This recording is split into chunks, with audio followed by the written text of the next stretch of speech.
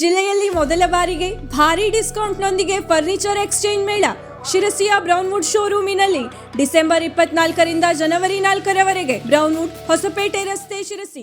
ಜಾತ್ರೆಯ ಸಂದರ್ಭದಲ್ಲಿ ಸ್ವಚ್ಛತೆ, ಕುಡಿಯುವ ನೀರು, ವಾಹನ ಸಂಚಾರ ವ್ಯವಸ್ಥೆ, ವಿದ್ಯುತ್ ಸಂಪರ್ಕ ಎಲ್ಲವೂ ಅಚ್ಚುಕಟ್ಟಾಗಿ ಜನರಿಗೆ ಯಾವುದೇ ಸಮಸ್ಯೆ ಬಾರದಂತೆ ಇರಬೇಕು. ಲೋಪವಾದಲ್ಲಿ ಅಧಿಕಾರಿಗಳನ್ನೇ ಹೊಣೆಯಾಗಿಸಲಾಗುವುದು ಎಂದು ಶಾಸಕ ಶಿವರಾಮ್ ಹೆಬ್ಬಾರ್ ಹೇಳಿದರು. ಅವರು ಪಟ್ಟಣ ಪಂಚಾಯತ್ ಸಭಾಭವನದಲ್ಲಿ ಗ್ರಾಮದೇವಿ ಜಾತ್ರೆಯ ಪೂರ್ವ ಸಿದ್ಧತಾ ಸಭೆಯ ಅಧ್ಯಕ್ಷತೆ ವಹಿಸಿ ಮಾತನಾಡಿದರು. ತಟಗಾರ್ ಕ್ರಾಸ್ನಿಂದ ನಿಸರ್ಗ ಮನೆ ಮೂಲಕ ಆನ್ಗೋಡ್ ರಸ್ತೆಗೆ ತಲುಪುವಂತೆ ಪರ್ಯಾಯ ಮಾರ್ಗವನ್ನು ಪರಿಶೀಲಿಸಲಾಗಿದ್ದು 15 ಟನ್ ವರೆಗಿನ ವಾಹನಗಳು ಮಾತ್ರ ಓಡಾಡಲು ಅವಕಾಶವಿದೆ ಎಂದು ಅಧಿಕಾರಿಗಳು ಮಾಹಿತಿಯನ್ನು ನೀಡಿದರು. ಹಿಟ್ಟಿನಬೈಲ್, ಇಡಗುಂದಿ ಹಾಗೂ ಗುಳ್ಳಾಪುರದ ಮೈದಾನಗಳಲ್ಲಿ ಬೃಹತ್ ವಾಹನಗಳ ನಿಲುಗಡೆಗೆ ವ್ಯವಸ್ಥೆ ಮಾಡಲಾಗುವುದು. ದೊಡ್ಡ ವಾಹನಗಳನ್ನು 6ರಿಂದ 9 ಗಂಟೆ ಹಾಗೂ 9ರಿಂದ 11 ಗಂಟೆವರೆಗೆ 2 ಹಂತಗಳಲ್ಲಿ ನಿಲುಗಡೆ ಮಾಡಿ ನಂತರ ಓಡಾಡಲು ಬಿಡಬೇಕು ಎಂದು ಪೊಲೀಸರಿಗೆ ಶಾಸಕರು ಸೂಚಿಸಿದರು. ಸಣ್ಣ ವಾಹನಗಳಿಗೆ ಯಾವುದೇ ತೊಂದರೆಯಾಗದಂತೆ ಕಾರ್ಯನಿರ್ವಹಿಸಬೇಕು ಎಂದರು. ಗಟಾರ ಹೂಳೆತ್ತುವುದು, ಗಿಡಗಂಟಿ ಸ್ವಚ್ಛತೆಯ ಕಾರ್ಯ ಆರಂಭವಾಗಿದೆ. ಕುಡಿಯುವ ನೀರಿನ ಟ್ಯಾಂಕರ್, ಬೀದಿ ದೀಪ ನಿರ್ವಹಣೆಗೆ ಕ್ರಮ ಕೈಗೊಳ್ಳಲಾಗಿದೆ ಎಂದು ಪಟ್ಟಣ ಪಂಚಾಯತ್ ಮುಖ್ಯಾಧಿಕಾರಿ ಕುಮಾರ್ ನಾಯ್ಕ್ ತಿಳಿಸಿದರು. ಜಾತ್ರೆಯಲ್ಲೂ ಸ್ವಚ್ಛತೆಗೆ ಪ್ರಮುಖ ಆದ್ಯತೆ ನೀಡಲಾಗುವುದು ಎಂದರು. 7 ನೀರಿನ ಟ್ಯಾಂಕರ್ಗಳನ್ನು ಸಿದ್ಧತೆಯಲ್ಲಿಟ್ಟುಕೊಂಡಿರುವಂತೆ ಶಾಸಕರು ಸೂಚಿಸಿದರು. 1 ಅಗ್ನಿಶಾಮಕ ವಾಹನ, 2 ಅಗ್ನಿ ಬೈಕ್ಗಳನ್ನು ಮುಂಜಾಗ್ರತಾ ಕ್ರಮವಾಗಿ ಸಿದ್ಧತೆಯಲ್ಲಿ ಇರಿಸುವುದಾಗಿ ಅಗ್ನಿಶಾಮಕ ದಳದ ಅಧಿಕಾರಿಗಳು ಮಾಹಿತಿಯನ್ನು ನೀಡಿದರು. ಜಾತ್ರೆ ಸಂದರ್ಭದಲ್ಲಿ ವಿದ್ಯುತ್ ವ್ಯತ್ಯಯವಾಗದಂತೆ ನಿರಂತರ ವಿದ್ಯುತ್ ಸಂಪರ್ಕ ನೀಡಲಾಗುವುದೆಂದು ಹೆಸ್ಕಾಂ ಎಇ ರಮಾಕಾಂತ್ ನಾಯ್ಕ್ ಹೇಳಿದರು.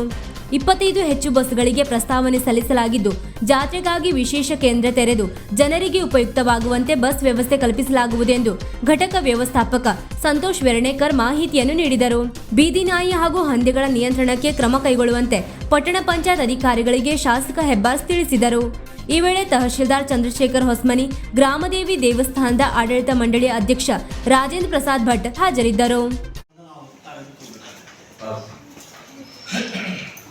ಓಕೆ, ಮಾಡಬೇಕು ನಿರ್ಣಯ ಮಾಡಿ ಏನು ಮಾಡಬೇಕು ಹೇಳ್ತೀನಿ. ನಿರ್ಣಯ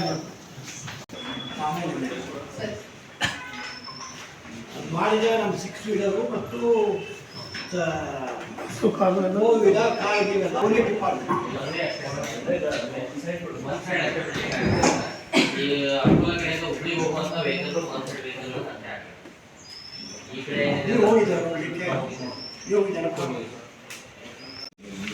ಹಂದಿ ಮತ್ತು ನಾಯಿ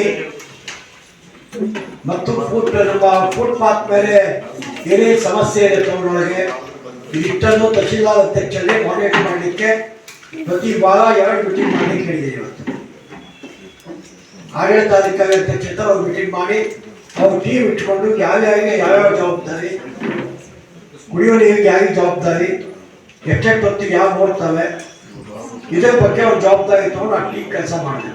ವೀಕ್ಷಕ ಮಹಾಪ್ರಭುಗಳೇ, ನಮ್ಮ ಚಾನಲ್ ಅನ್ನು ಸಬ್ಸ್ಕ್ರೈಬ್ ಮಾಡಿ, ಶೇರ್ ಮಾಡಿ, ಪ್ರೋತ್ಸಾಹಿಸಿ.